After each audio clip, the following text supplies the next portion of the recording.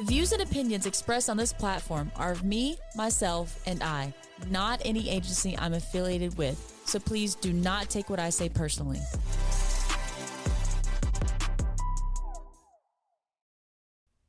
I feel like another aspect. So we've talked about like imposter syndrome, learning more to be a better person in this job and stuff like that.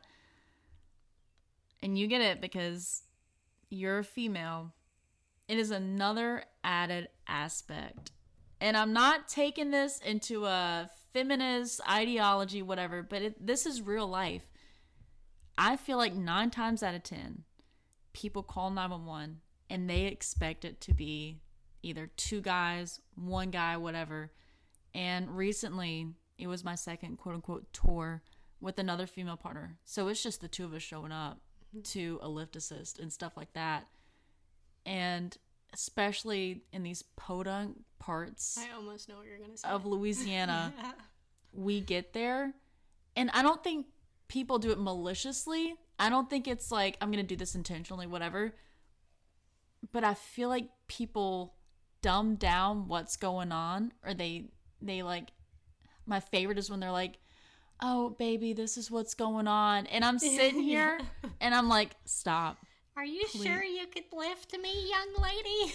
You ladies look so small. And I'm like, know. Oh wow, you're strong. Dude, I get so irritated, and I try not to, because I'm like, if I was in their shoes, like maybe I'd feel the same way or something. Like if I'm calling 911 for my mama who fell and like she's on the ground, I'm not, there's a part of me that's like I hope a guy gets there, but then I'm like, no, stop it, Alexis. Yeah. Like, do better for yourself. I'm turning into them. So it's partially that, and then it's also partially, again, another aspect you got to add into the whole like becoming a paramedic and all that stuff. When you're going through P school, I really feel like, and I would love for someone to try to prove me wrong on this, you have to even more so prove yourself, because this is a male predominant field. And it's not like you're trying to be better than the guys, but I feel like there is that aspect of like, because you're a woman in EMS, either it's going to take you a little bit longer to get it, or you're not going to be able to take charge on scene as effectively, or I'm going all the way to lifting up a patient off the ground. Yeah. So this is such a fantastic topic. Oh, I love it so much. I'm gonna be honest, a lot of what I'm gonna speak on is my own personal experience and like opinions that I have formed. I don't care. I don't care what they think of me. And just don't. Doesn't pay my bills, doesn't sign my checks at the end of the day, and it's not gonna make me lose sleep. Just don't care. I know what I'm capable of. But you are 100% correct in the mindset of, I feel like I gotta prove myself a little bit more just to be up to par to what people view as being a good medic. You know, just being good. Just being basically good. You know? But I just don't give a I just don't care. Think what you think. Because when I show up on scene and I show out and I do what I'm freaking good at and I know I'm good at, and you're like, huh, I'm not going to say anything. I'm just going to keep on going. I don't care. It doesn't affect me. But it did. Yeah. In the past. Because I got an attitude. And I got an attitude because I felt like I had to have one. You know? People say, being a paramedic, you have to have a type A personality. And what that means is being a naturally good leader and being able to take charge and being confident. But as a woman, if you have that type A personality, you're labeled as a right. You know? Right. She's got an attitude. Yeah. She's hard to be around. She's hard to work with. I don't care. Because the people that know me and the people that have taken the time to get to know me know that I come from a very good place. Mm-hmm. I am a good person. And I have such a big heart. And that's hard for me to show to people when I first meet them, whether you're a patient or my partner. It's hard for me to walk up to a scene and just wear my heart on my sleeve, because we're taught in this field over time, you can't. You just can't. So if I walk on scene and I'm bossy, it's because I need to be. Right. But if I was a man, would you say anything? Exactly. No. No, nobody says anything because that's just part of the personality. Yeah. But as a woman, it's completely different. But I let it go. It is what it is. As long as you're listening to what I'm telling you to do. you know? Because then you might actually see the attitude. Because, like, I'm just a type A person. I always have been. My entire life, I've always been labeled as bossy and a leader or whatever it is that you want to classify me as. But I have always had that label on my back, and that it feels like a target sometimes. But at the end of the day, when I walk on scene, and if it's a critical patient and I know I got a time clock working against me, I'm throwing out orders. I need this, this, this, and this. Can you do this, this, this, and this? And afterwards, once things calm down, I'm not rude about it. I'm polite. Can you do this, please? Or do you mind? Yada, yada, yada. Either way, I approach the situation the same way that a man would. But I feel like after the call, I have to come in behind and say, hey, I'm sorry if I came across rude or bossy. Not my intentions, just in that situation, I really needed that. And, 9 times out of 10, a lot of the responses that I get are, no, it's all good. It's cool. Like, right. I'm fine with that. That's okay.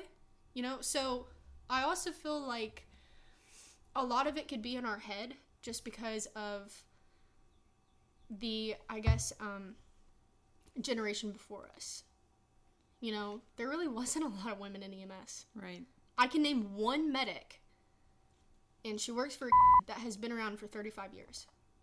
How many other female medics do you know that have been around for that long? None. So we're new. Yeah. We're new to this. But we're taking charge, and I'm sorry, but I ain't taking no either. And you shouldn't. And I don't care. There's no need to take, yeah. But there is definitely a stipulation. There is like you said, you walk on scene with 2 females and they're like, are you sure you can lift me? Yes, I can. Absolutely. Yes, I can. Absolutely, I can. I only drop you on days that end with Y. Oh, God. We're not calling them dad jokes anymore. We're calling them mom jokes. Absolutely. Yeah. It's a cheers to that, But yeah, it's difficult because I don't like being that person that is labeled as having an attitude or being hard to deal with. But I don't care that I am. And again, like I said, there was a time where I did. But I know what I'm capable of. Yeah. I know that I'm good at this. And I'm okay with proving that to people. I'm okay with that because just like respect and trust, it's earned. So I know that I have to earn it, and I'm okay with that. It's fine. Whatever.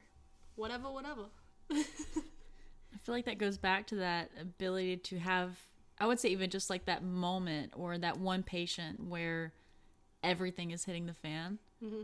And you have to learn how to, I don't want to say this in a cringy way, but like you have to boss up.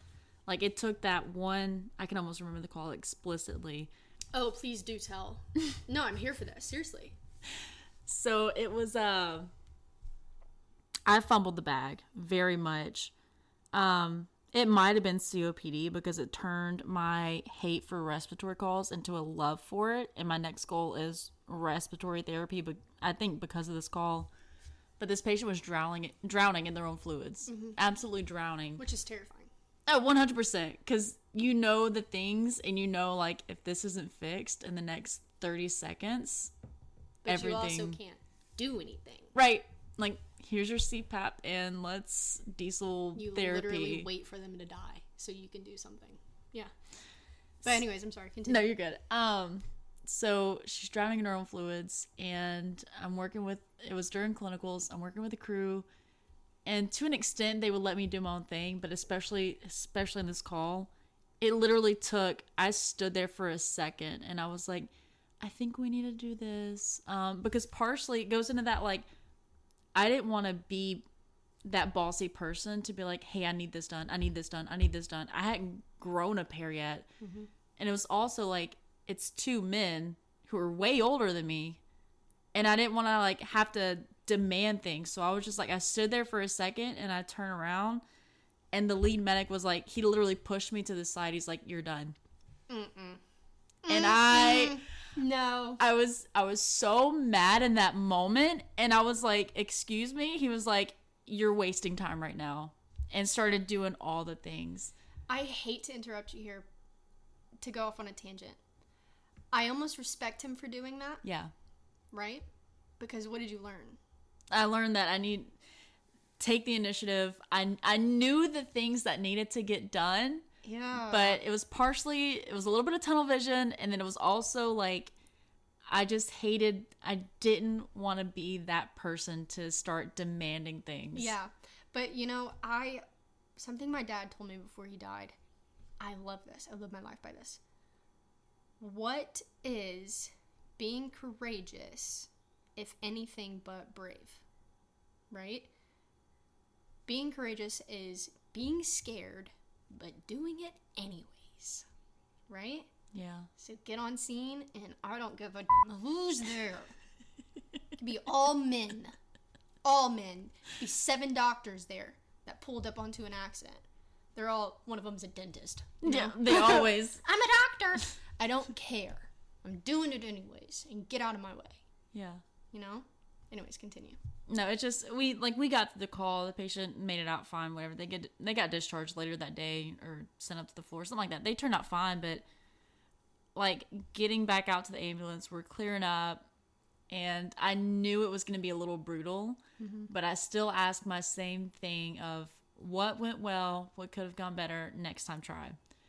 And he looked at me and he was like, you have got to take charge. He was like, if it had been you in an EMT basic, which is going to be in the next year, that's how it's going to be. He's like, you would have killed this patient. Mm-hmm. And I was like, well, I feel uncomfortable like telling you guys what to do. He's like, what are you going to do when it's just you in a basic? I'm like, right. Well, I'm going to have to do that. He said, I don't care if the patient is wilding out and it's you and a cop in a basic, or it's just you in the basic, whatever. He's like, you have got to learn how to take scene control. Yeah. And man up. He said, I had to put it that way. He's like, but man up and get things done. Mm-hmm. He said, whether it's the patient wilding out or our patient is drowning in their own fluids, he said, you've got to work on that. Yeah. He said, I don't care if you know every medication that we carry or we could carry. If you have the book smarts, he said, if you don't have that street smart and that umption to you, you're not going to make it in this field. And he's right. Oh, it was hard. I hate it. But he's right. It. We're driving back to the station, and I'm crying in the back. I'm like... You're, gritting your teeth. You're, mad at him, mad at yourself, right? Mad at the world. Yeah, dude. 100%. I was a little mad at the patient, because I'm like, who are you to tell me? Right. How dare you try to die and make a fool out of me? But, hey, dude, I tell you what. That whole, man up situation, I promise I can hang with the best of them. I promise I can hang with the big boys. I believe that. I can. And I'm doing it because, like I said, there's not a lot of women that have stuck around for a long time. And the women that have are, again, there's some of my idols. There's some of my heroes. Renee Guidry, I don't know if you know who she is, but she's an idol of mine.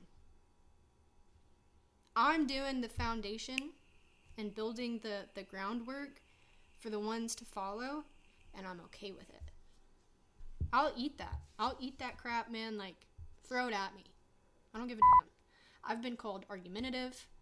I've been called difficult. I've been called a B word. You name it, I have been told that.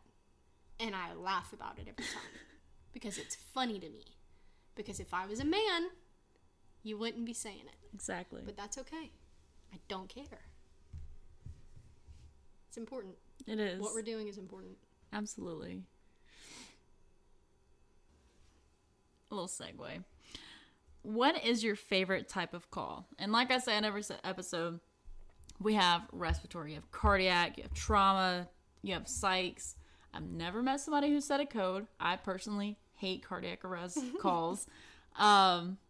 Whatever. And like they're boring.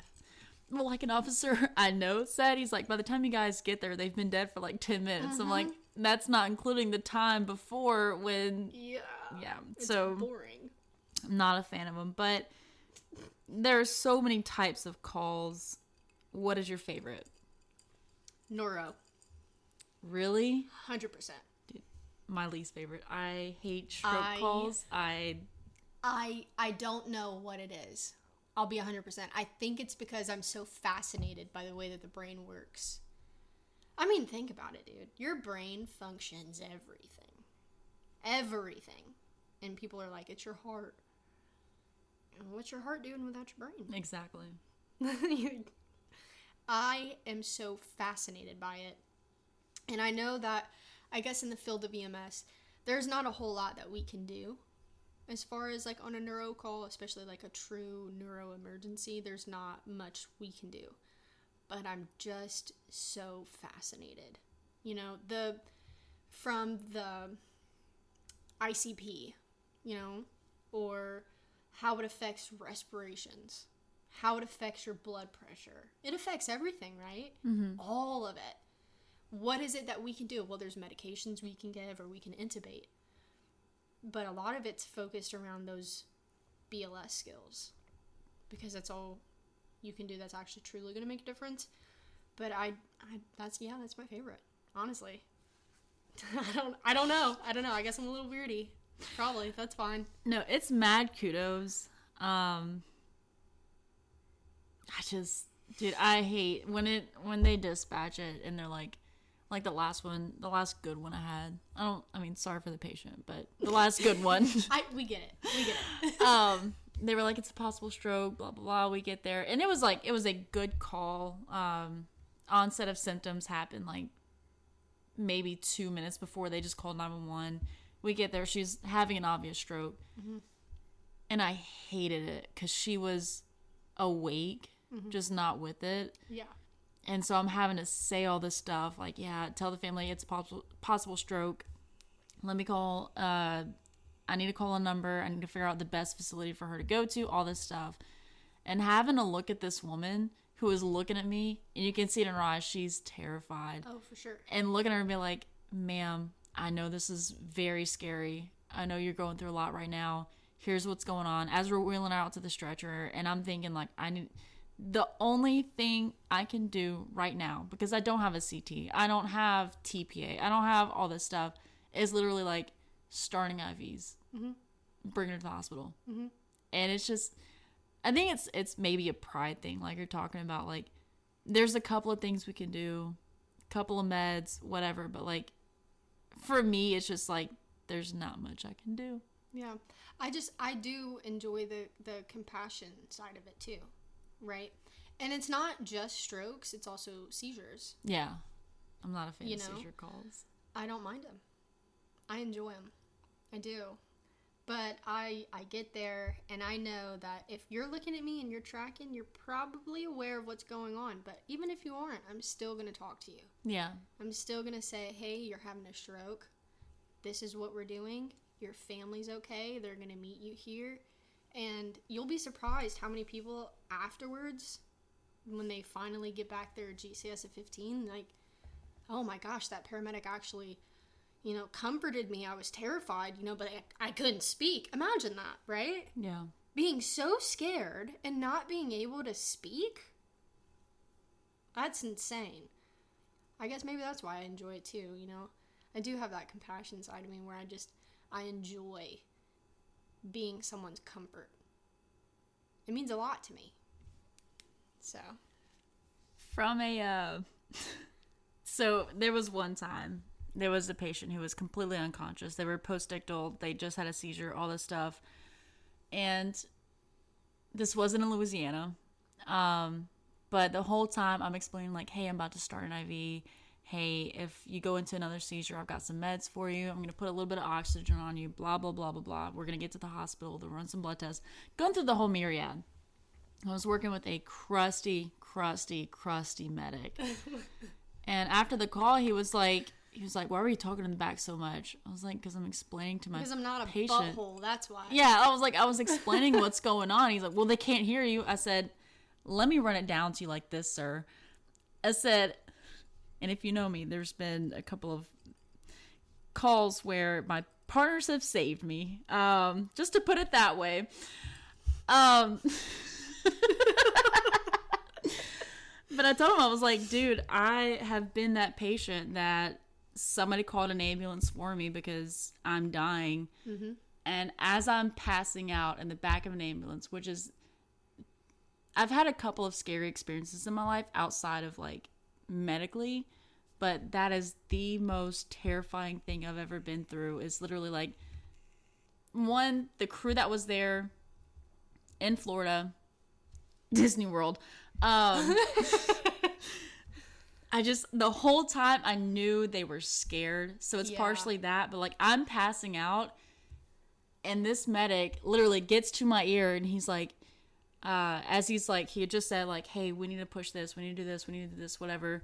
I'll never forget it. He's like, she's going out. And literally the last thing I remember before waking up in the ER with a CPAP, probably about an hour before I got intubated, it was literally like him getting by my ear and saying, we're doing everything we can. Yeah. And I will never forget that. That Absolutely. was while I was still an EMT. I was in paramedic school, but I was still like an EMT. And I was like, I'm carrying this. When like after everything was all done, I'm back at my house. I'd open up a textbook and like that came rushing back to my mind. I'm like, I will forever do everything I can to be that person. Yeah. So. Isn't that powerful? I love that though. Like, people take for granted the weight that our job carries, and they forget how important they can be to somebody. I'll never be that person to forget or take for granted what we do. I don't want to do it for the rest of my life. No. But I'm good on that. But while I'm here, I'm going to have the time of my life. And I'm going to be here for the people that really need it. Well, you can get jaded because in our job, like, it is our job to go to calls and take care of people, do all the things, whatever, and then drop them off at the hospital, whether they're critical or not. And I would say 85% of it is non-critical patients. Yeah, so 100%, yeah. With that in mind, like, we go to all of these patients. We go to all of these houses. We do all the things, whatever. But the normal lay person, and I feel like a lot of people lose sight of this, and that's why they get crusty. The normal lay person may be either the person that calls 911 or in the back of an ambulance. They can go through their whole life without that or experience it once. Yep. And so it's easy to lose sight of that. Like, this person has never experienced that. Like, we get in the back of the ambulance or in the front, and like, it's our second home. Like, right. This is where I'm comfortable. This is my quote unquote office. That's why, like, I like getting patients in the back as soon as possible because it relieves a little bit of that. Like, this is my environment. Yeah, this is where I'm comfortable. I feel like when you lose sight of that, like, this is so foreign to so many people, aside from our frequent flyers. Had to throw that one in there. Woo. Love that for us, you know. But even with them, like, losing that compassion and losing that ability to empathize and take yourself out of that, this is what I'm trained to do, but putting yourself in their shoes, not so much of where, like, you're crying with them, but being able to, like, for 1 second hold Meemaw's hand or have, like, 1 ounce of, I'm sorry you're going through this. If you lose sight of that, you can know you can be a Jacob Davis, and it's time to leave. Exactly. But you know what? That's such a good point. And something that when I was an EMT, I didn't understand. But as a paramedic now, I do. As an EMT, I didn't understand why for our frequent flyers, my medic was still making me do a 12 lead. I'm like, we know what this is. Like, come on. You know. Now that I'm a paramedic, you're not catching me with my pants down. Sorry. Yeah. But on top of that, like you were saying, sometimes these people genuinely are going through things that most people miss. And I have the perfect example for that. Literally 2 weeks ago, was dispatched to an abdominal pain for like a 34-year-old female. She's a frequent flyer. En route, I called for air evac. And dispatch called me and said, this is a frequent flyer. The audacity. Dude, that's a whole other I'm not going to get into it. That's a whole... Yeah. Stay in your lane. Mm-hmm. Let me put this out there. Love our dispatchers. Appreciate them. I could not do their job, but last night was told by an EMT who him and his partner called because it was a voluntary psych who wanted to go to the ER, all this stuff. They called for PD, and dispatch called him and was like, it's a voluntary no. So right now I'm hot-headed about that. Yeah.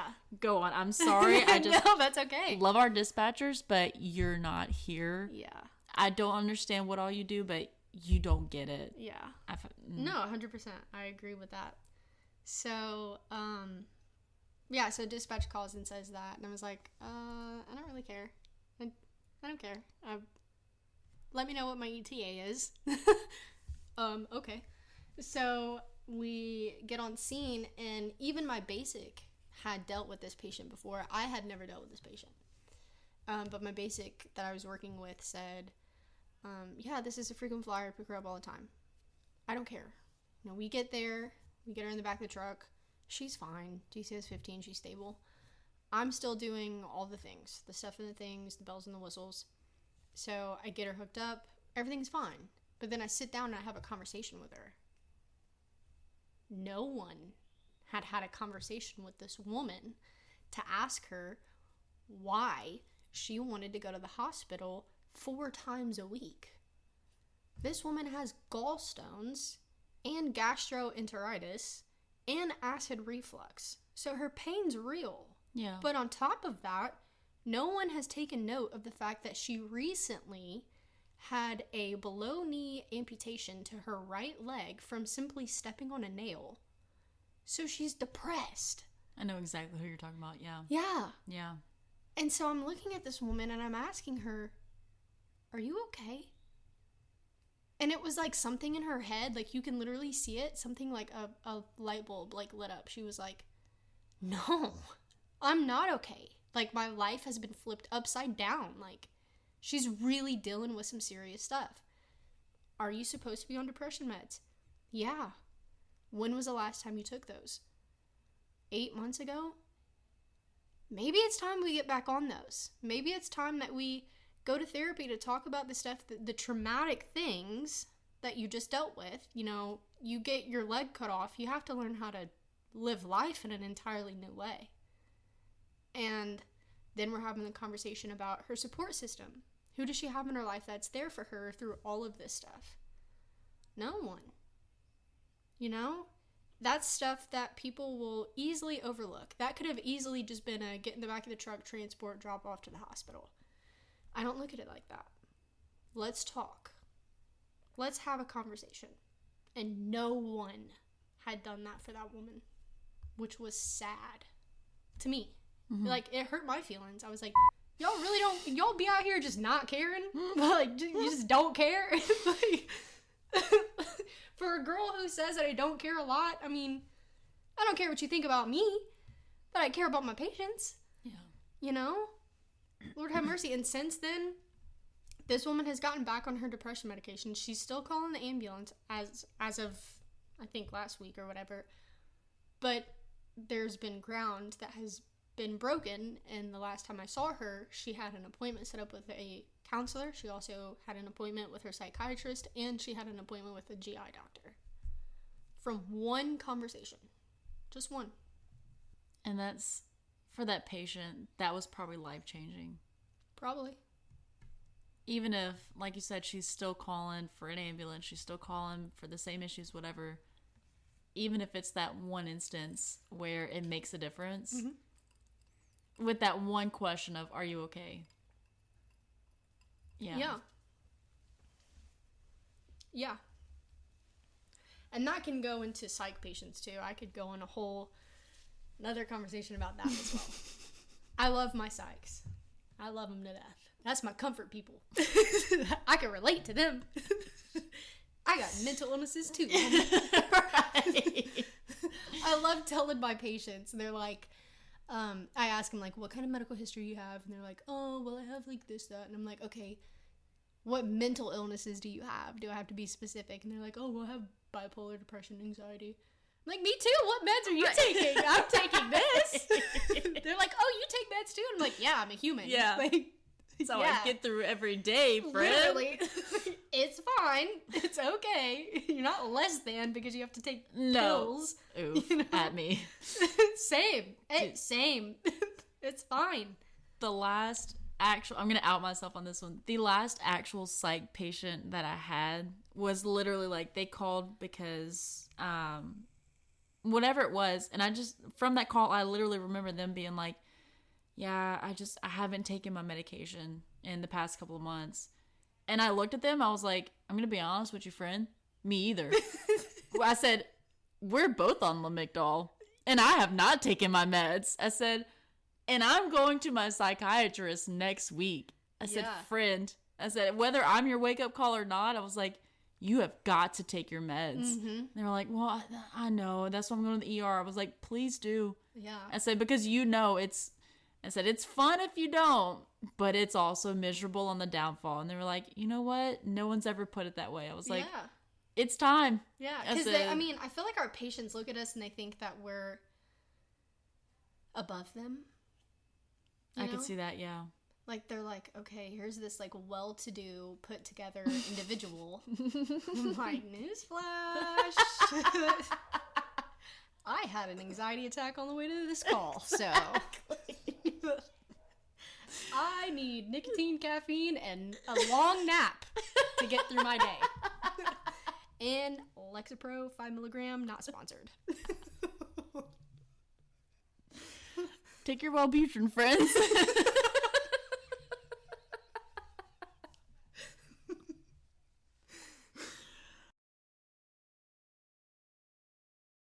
It's a sucky place to be in the back of an ambulance, and I get that, but it's not the end of the world. Yeah, well, for some people it is. Some people, the soul's wandering around inside the back of an ambulance. Bro, have you ever been in a haunted ambulance? Let me tell you.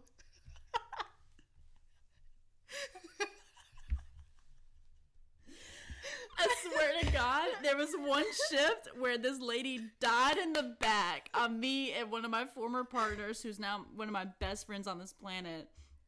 And this lady died. The next call, no, it was later that night. We get a call. It's like a normal, like, the patient's fine, whatever. Yeah. And the lights flickered in the back. No. And, like, I was just driving to the hospital, and I saw it in the rearview mirror. I turned around, I was like, Javen! She was like, she's back! She's back! No, she didn't. That's so funny, dude. There's no way. There's no way. Short story. I used to work in Missouri as an EMT, and that's whenever I was the terrible, terrible twos of EMTs. And we had an ambulance that was no cap, haunted. Like, you would take a picture of the front cab of it, and you'd see outlines of human beings that were not there. Like, I swear to God, I even have a picture still to this day. It actually popped up on my memories like 3 days ago. And I was like, oh, that's cool. But, like, haunted ambulances. Could you imagine? That should be at the 13th gate. Yeah. Like, there's a whole section of park it, leave it, have it. Like, oh, no, dude. No way. No way. The Jennings station? Haunted. Dude, there was one. I was working with Taylor Houston, and literally. Love him, by the way. Quality. Top tier quality. Amazing person. That dude wrote a reference letter for me, and I still have it. But we were bedded down for the night, and I hear from and this is like the old Jennings station. Yeah. I have a story with Zach. So with Taylor, like I heard something in the kitchen. I go in there, the cabinets are open. And I like knock on his door. He wakes up. He's like, "What's up, dude?" I'm like, "The cabinets are open." He's like, "Take a peek." He says, "Yeah, that happens." Closes the door, and I said, "What? What is this? Just like normal for you?" That's why I was like, "I'm never working here ever again." You're gonna go outside and do some yoga about it? Because I'm not. I'm gonna be in here chewing Lexapros, freaking out about the fact that the cabinets are open. Jesus. Are you kidding? Dude, with Zach, literally, I walked into that main room at the news station, because this is why I've worked there maybe twice now, because I'm so terrified of that station. Don't get me started on Church Point. I literally walked in, and there's a whole, it looked like I swear to God, it was a human being sitting on the couch. I looked, it's like, you know how those doors are like, they face each other, and you look out, whatever? I looked, I said, not today.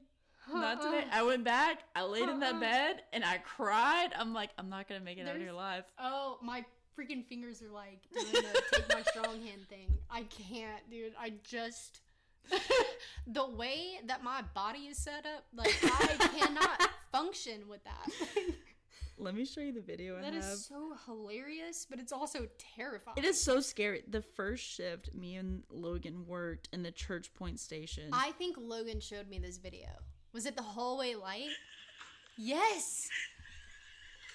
Never, dude. Yep. I slept in the ambulance so many shifts. It did that to me the other day. The light switch was off. The light switch was off.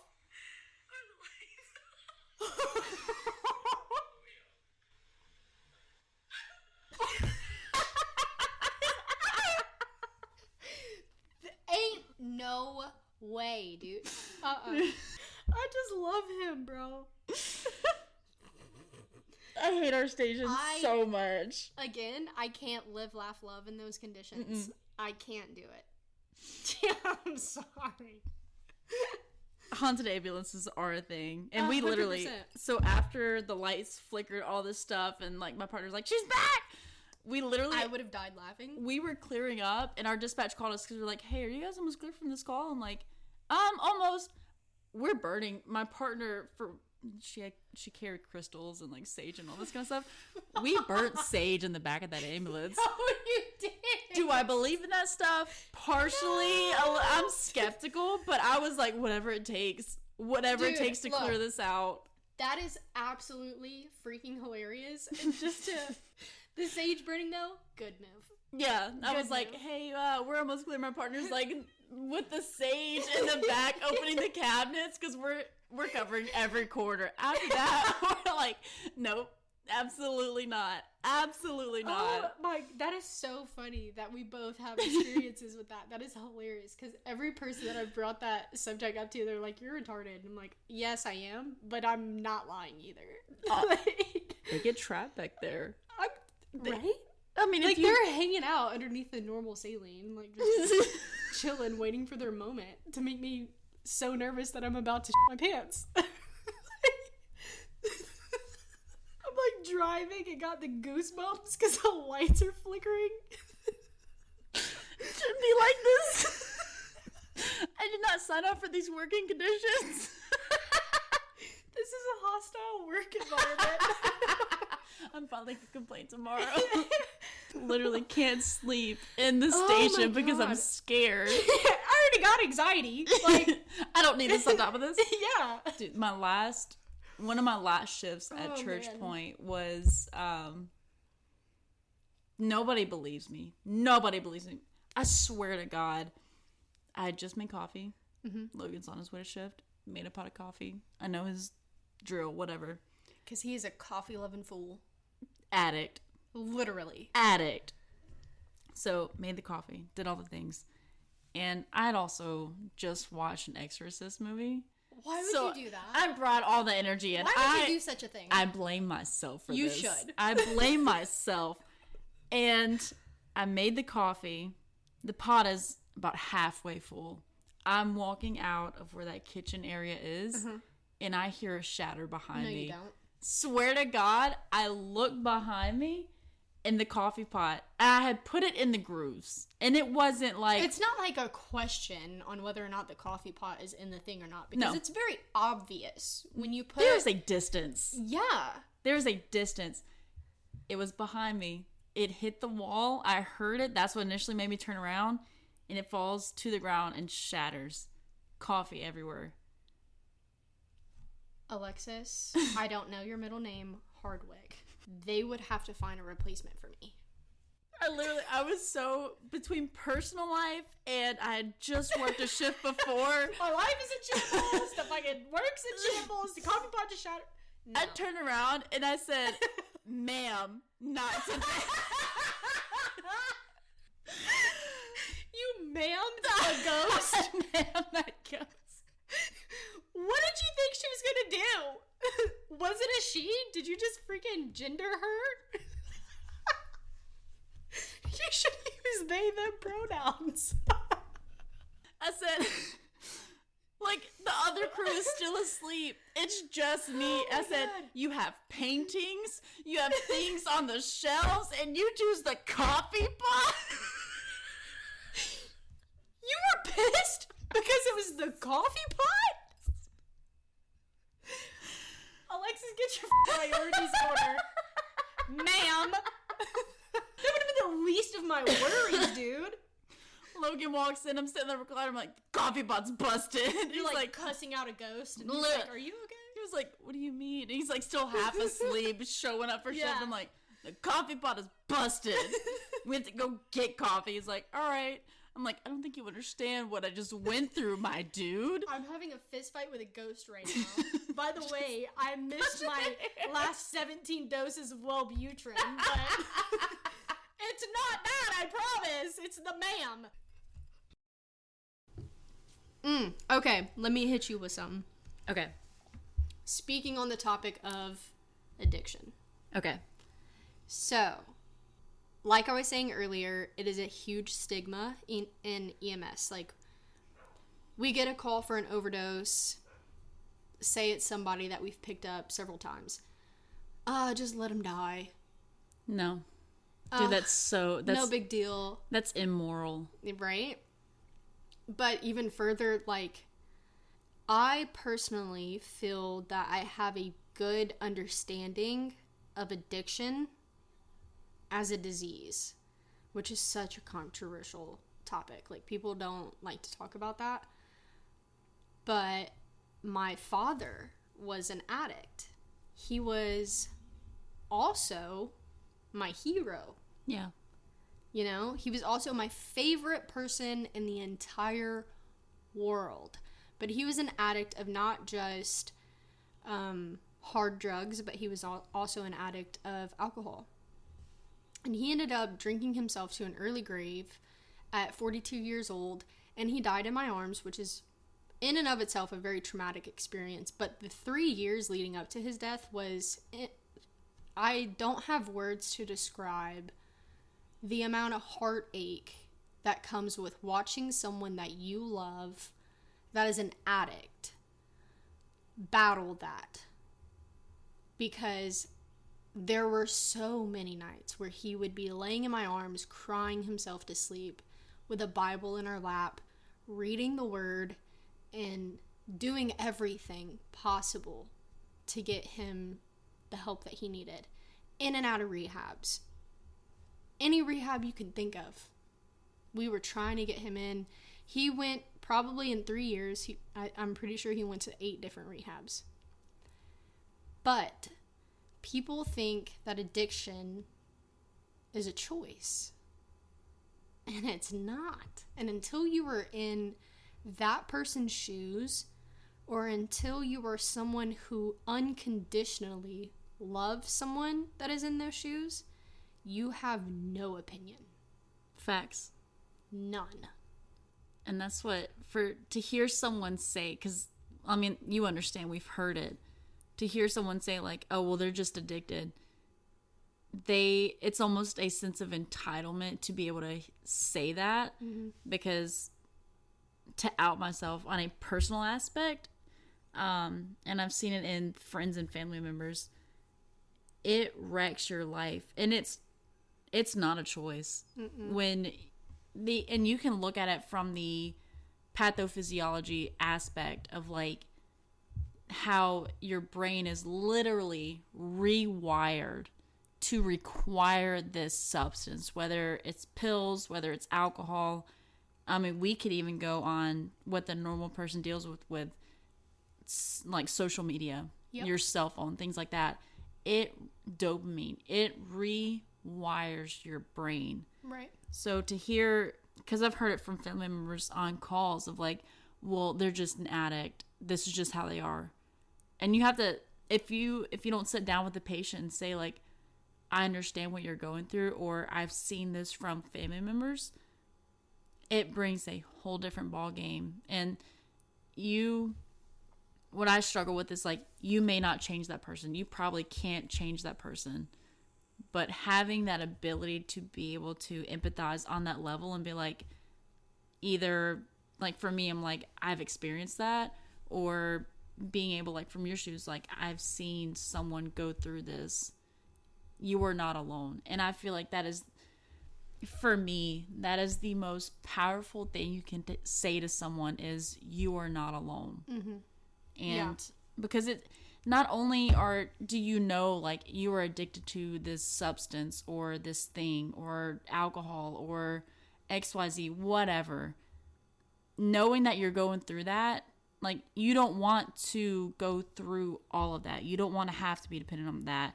You don't want to have to wonder like, when is my next fix? When is the next thing? But it's constantly racking your brain because getting your fix is not enough. It's always like, okay, we're good right now. When's the next one? When am I going to feel that good again? So hearing like you're not alone is partially like someone else gets that, but it's also like I am not that messed up because I'm going through this. Correct. And that's such a good point. My father, him and I, one of our favorite things to do would be just driving around, listening to music and talking. Some of the deepest conversations I've ever had, and a lot of who I am as a person today has come from just those drives and those talks. And I remember the 3 years prior to his death, we would be driving around and he'd say, oh, I bought meth from someone in that spot. Oh, my drug dealer was over here. Oh, this is the gas station I used to stop at to buy a 12-pack of beer and a liter of vodka, you know? And he would be so ashamed and so heartbroken to openly admit that to his daughter, but he would do it anyways because he wanted me to know that that's not the person that he wanted to be.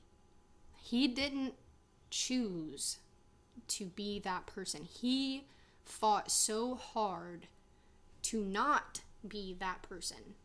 Again, like crying in my lap, night after night after night, begging God to please help him to stop being the way that he was because he didn't choose that. He didn't want that. I think everyone has different experiences that lead them down that route. And absolutely, poor choices definitely contributed to it. Let's not lie. It starts off as a choice. I can agree with that. But ultimately, it ends up as a disease. And I will fight tooth and nail to the day that I die over that. So when I get an overdose call and my partner is saying hateful things, I don't tolerate it. And I won't, ever. And obviously that expands into pretty much all of my calls. Again, my frequent flyers, like, I never discount them saying they're in pain or anything of that nature. I just have a better understanding and compassion at the end of the day and at the bottom of the wire.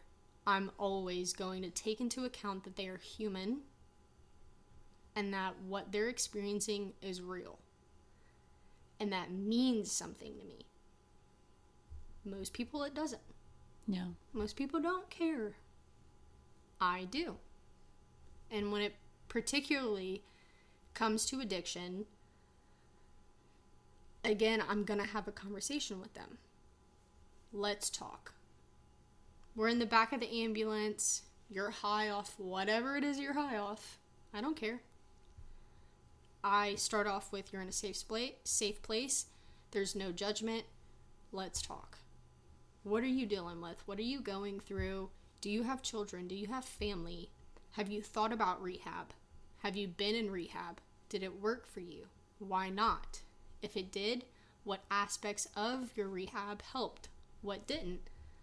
Do you have a primary care physician? Do you have someone that you can talk to about the things that you deal with on your day-to-day life that lead you to drugs? And I think that that's a conversation that paramedics don't care about. Because we, at our core and at our nature, we are emergency hungry people. Mm-hmm. Absolutely. You know? And an overdose to us is so common that it's no longer classified as an emergency. And I wish that it was. I wish that every call was classified as an emergency. Because it is. You know? People don't see it that way. No. But I do. So even on refusals, like one of the many ways to try to help somebody understand, like, you should go to the hospital, whatever. I'll tell people, like, you called 911 for a reason. You constituted this as an emergency. This isn't just you're calling urgent care. You called for somebody to bring you to the hospital. Because even though, like, well, you called for an ambulance, like, even if we're not giving life-saving interventions, you called for someone to take you to a hospital for higher care for a reason. Like, it's not just a normal day-to-day thing. So when I, kind of like you're saying, when I'm working with somebody, or even like I get my jaded perspective where I'm like, oh, it's just an overdose. I feel like it brings a higher level of respect for a provider who has seen it or been through it or whatever it is, to be able to like get down to that level and be like, all right, like you can be the smartest medic or EMT, whatever, and understand the pathophysiology of addiction, or why Narcan works, or how whatever they took affects your body and stuff like that. But if you don't understand it from the human perspective of, like you said, like, it is a choice to take the substance, to inject yourself with heroin, to inject yourself with this, or to take this pill, or to drink the alcohol, whatever it is a choice. But then it's forever going to be that neural pathway and that need for that high, or to forget everything. And that's why, like, patients have told me, like, well, I used to be an addict. And I've told them, like, you didn't used to be. You're forever an addict. You're forever an alcoholic. You're forever this thing, because it wrecks your life. It wrecks your, if you let it, not even if you let it get bad enough, when it gets bad enough, it wrecks your family members. It wrecks your relationships. It wrecks your day-to-day life. And let's think about it on an emotional level. It wrecks your heart. Yeah. Not like pathophysiology. Like, genuinely, it hurts, you know? Because you don't want to be that way. No. It's a disease. You cannot help it. Yeah, you can't help COPD. True, yeah. You can't help CHF.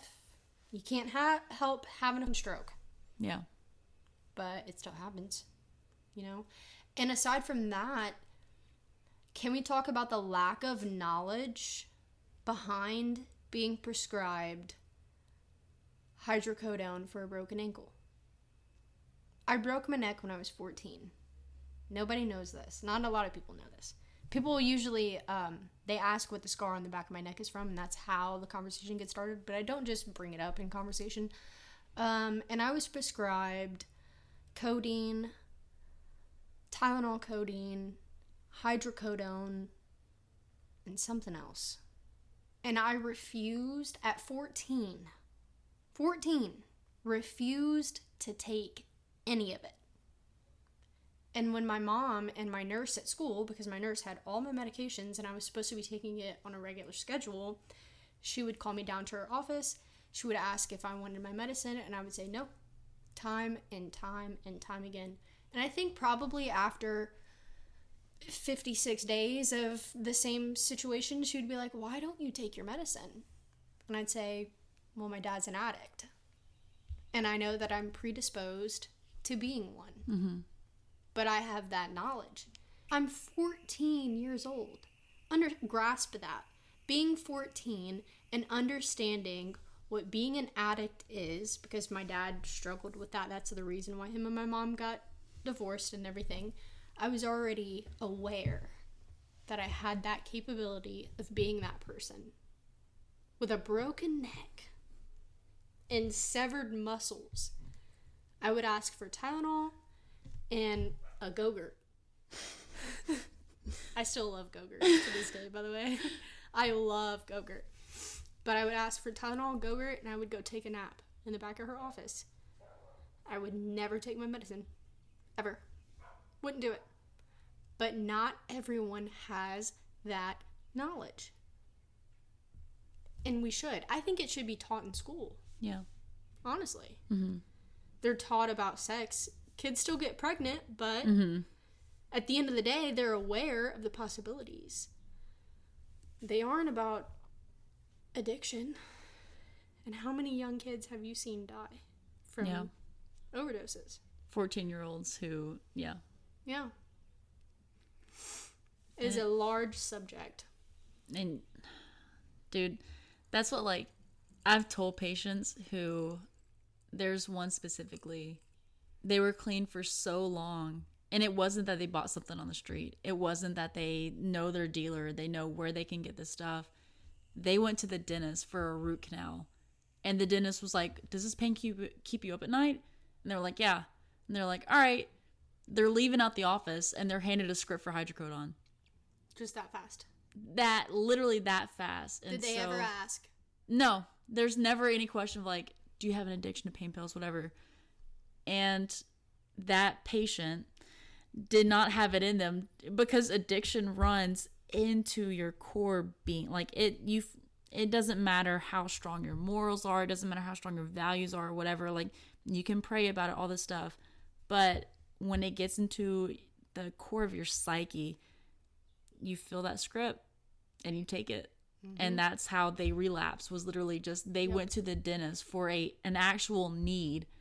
And I'm not blaming all doctors. I'm partially not blaming all doctors and stuff like that, but it is so easy to just go with actual pain, like, and that's another thing, is it's not just that you have the drug seekers and stuff like that. These people are dealing with real pain. They're showing the pathophysiological signs of the increased heart rate, the sweating, all this stuff. And in paramedic school, my instructor said, like, you can't fake vital signs. Mm-mm. So it's an actual thing, but I've had maybe 2 patients so far who I'm like, hey, look, you literally just, I don't have a picture of it, but you just popped your collarbone out of place from riding on an electric scooter. Like, I can give you something. And they've looked me dead in the eyes and they're like, I've been sober for 5 years. Yep. Please don't give me anything. Yep. I've had a broken ankle do the same thing. A very broken ankle do the same exact thing. But they have that self-control because they were taught you need to have that self-control. You know, your 12 steps and this, that, and the third. Not everyone has that, which is sad and it's heartbreaking. But to think of these people any less than the patient that is having an MI. Right. That doesn't just upset me, it pisses me off. Genuinely. Not just because I was exposed to that at a very early age and growing up, but they're still human. You know, we all are. And you can have pain from actual physical pain, so like the dentist situation, and also the broken ankle or the popped out collarbone, but you can also have pain from trauma. Mm-hmm. Not just a accident. I'm speaking like emotional trauma, mental trauma. And this is where the mental health comes in a lot more that people just don't or haven't in the past taken seriously. Like you said at the beginning of this podcast, like, I feel our generation has been pushing it so much harder, and I'm so grateful that we have, because it could help prevent so many deaths from overdoses. Because what is getting high or drunk aside from trying to avoid your emotions, your feelings, or your thoughts, or your past, or the things you've been through? You know, it's difficult to navigate, and no one is taught any better. And that's sad. That's heartbreaking. Oh, well, go seek God, go seek the Bible, go seek an elder that can help you. That does nothing for me. I'm sorry. Yeah. I know my God is real and I love him, but at the end of the day, doesn't pay my bills. Right. Like I said earlier, doesn't pay my bills, and quite frankly, doesn't make me feel better in this moment. But you know what does? Heroin. Yeah. Yeah. No, but addiction it's a struggle. Yeah. And I hope that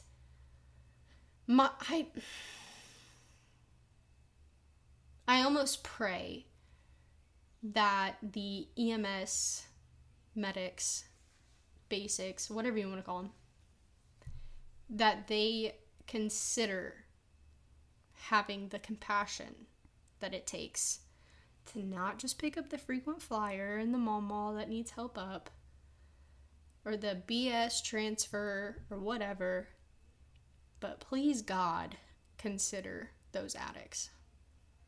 Please. They need it. They do. As annoying as they can be, because I'm so tired of them pissing in the back of the ambulance, but you know, I hate it just as much as you do. Yeah. You know? But Jesus Christ, I love him. And it's part of that when you lose that compassion and your ability to step outside. Like, for the people who they've never seen it wreck somebody's life, or they've never been through it themselves, being able to at least try to put yourself in their shoes. Mm-hmm. I feel like that should be taught. Part of why in my career at EMS, I want to go into EMS instruction and stuff like that. As much as it's important to be able to read a 12 lead and understand what the squiggly lines mean, and like, this is what a heart attack is, like, this is what you need to do, and like diesel therapy, blah blah blah blah blah.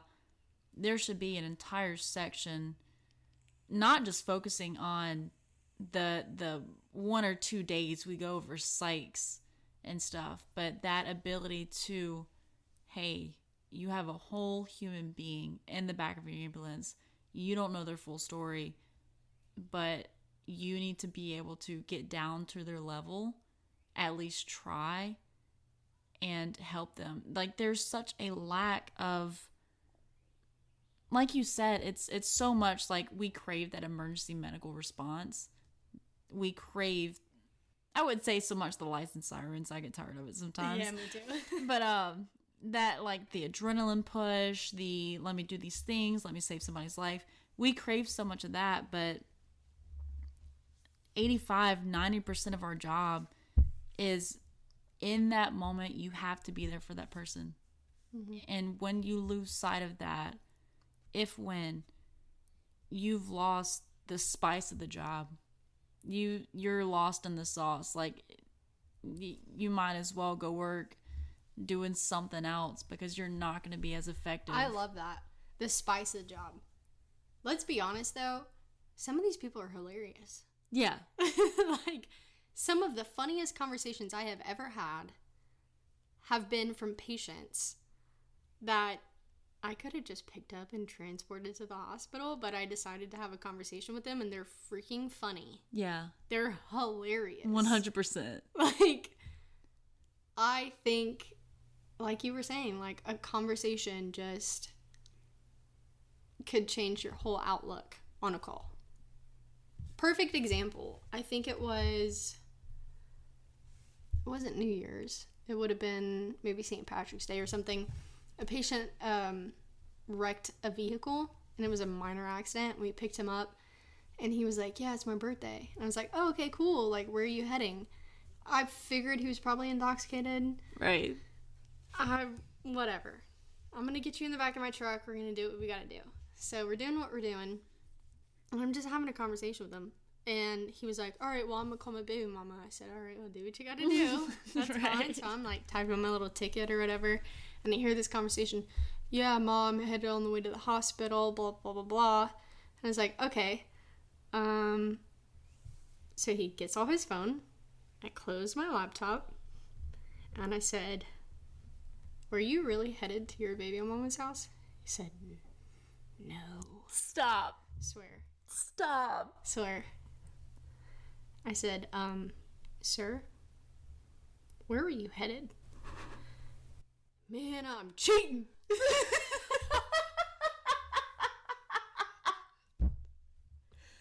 I said, this might fall underneath the category of like one of the funniest calls I've ever been on in my life. I said, dude, what? I'm sorry, what? Not only is it a holiday, but you were what? Man, I'm cheating. All right, let's back this up a little bit. Whose vehicle were you driving? Man, it was my baby mama's car. No, you weren't. No, on the way to the side piece. Yep. Oh, driving his baby mama's car on the way to the side piece's house, wrecked her car, goes to the hospital. She's got to pick him up. He's high. Like, dude. You can't make this up. You can't. You can't make this up. It was funny. It Right. was terrible. Right. But it's funny. Man, I'm cheating. So, look at me. I'm like, all right, so why shouldn't we be doing these things? Whole time, back in my mind, I'm dying laughing. That was so funny to me. It was terrible. That's funny. She was mad, yeah. She was hot. Oh, absolutely. I talked to her. Wait, how did you talk to her? So, he ended up calling her back. After they had got off the phone, I was like, hey, I gotta ask you a couple of questions, and, you know, whatever. Man, I'm cheating. Whatever. I said, you gotta call her back? He was like, yeah, I need to. Well, go ahead, call her back. So he calls her back. Gets her on the phone. And then she's hot, bruh. I could hear her. You know, he doesn't have her on speakerphone, but she's yelling You can so hear it. loud I can hear it. So I was like, let me talk to her. So he hands me the phone. I was like, what's up, baby mama? Stop. Swear to God. What's up, baby mama? Man, what the F that? Blah, blah, blah, blah, blah. This, that, the third. She's going off. I said, look, just want to let you know. He's good. Everything's all right. I said, I don't know if your car is totaled or not. I'm not a mechanic. But your man is all right, and we're going to meet you here. Yada, yada, yada. Well, thank you so much, ma'am. I really appreciate that. I said, by the way, I think it's time to move on. She said, Alex. what? And the man looking at me, he's like, oh. Alex. He starts laughing. He thinks it's funny. He's like, it's funny to me. I'm like, I think it's time to move on. She said, I already been knew that. You so right, girl. This is exactly what I need to hear. Thank you, ma'am. I said, you're so welcome. Click. He said, you funny, man. You funny, dude. I really think that he thought she wasn't going to leave him. I don't know whatever played out with that situation, but that's hilarious, dude. That's so funny. Just letting you know, Ma. It's time to move on. Yeah. He's like, you're so funny. I said, I don't think she thought it was that funny, bro. It was hilarious. Glad you're having a good time. I was having the time of my life. Yeah. Look, my name badge flipped backwards. You know Yeah. what I mean? If you have any questions, comments, concerns, or future topic ideas, please email me at 22@thelipspodcast@gmail.com. Again, that's 22@thelipspodcast@gmail.com. Be safe out there, friends, and never stop learning.